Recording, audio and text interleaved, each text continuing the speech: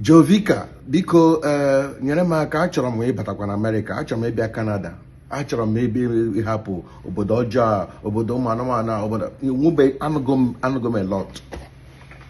Mana mgbe ụfọdụ ohere pụtawa ụnụ arụma ha otu esi yuzu ohere na-apụtara ụnụ. Biko were aka ịta gị tụsara m ihe onyonyo a. Achọrọ m ka onye ọbụla onye Igbo, ihe na Igbo ka m ji na-eme ihe onyonyo a ugbu a. Ọ na-agụgụ agụọ ịga Canada na Amerịka.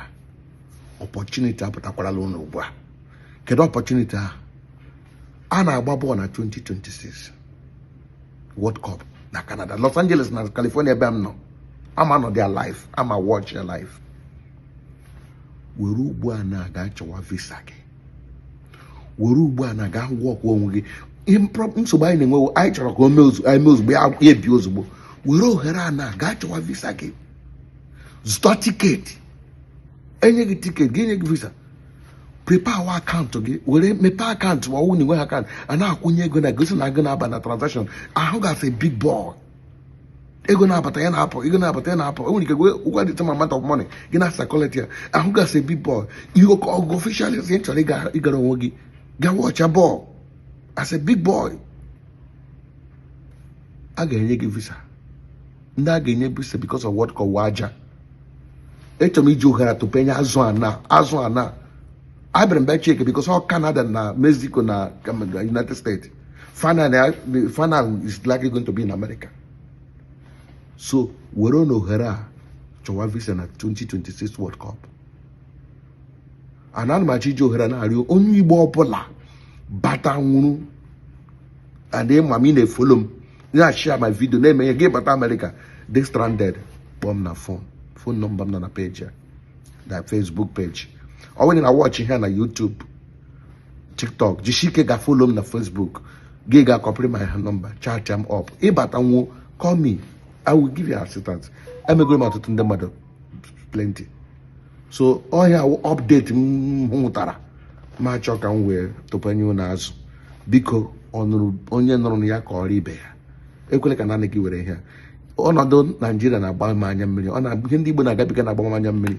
So were na ohere walk one towards prepare onwe gị ka ị bịa soro ibe gị bịa kporie ndụ n'obodo ahajiri ahaji.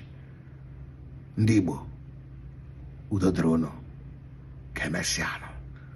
Jisike hụ na ị drọpụ comment na this video, jisike hụ na ị laikiri ya, jisike hụ na ị share ya, jisikwa ike na ịhụ na ị mere ihe kwesịrị ka eme. Biko achọkwa m ijikwa ohere na-arịọ, ọnwụ na ị chat m, jisike gwa m aha gị.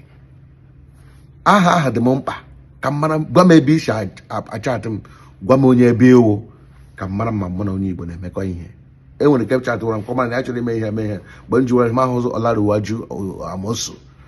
Asị m na-aga m enyere ndị awụ ndị Igbo aka, mana akwụkwọ nsọ m na-agụ si site n'ezinụlọ gị mere gaba n'ama. Charity begins at home. Onye Igbo ọbụla nwanne m, hapụkwana na anyị na-abịa gbọọ nwa anyị saga na Facebook na ihe ndị ụnụ nwanne m.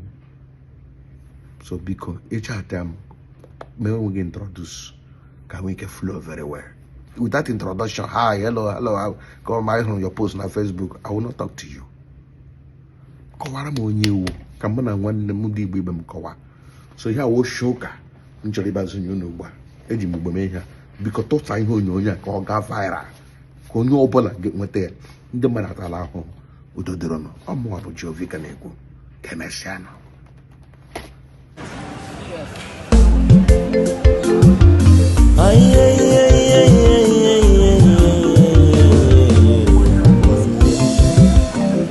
If you no get information, you are already deformed. Why not go to your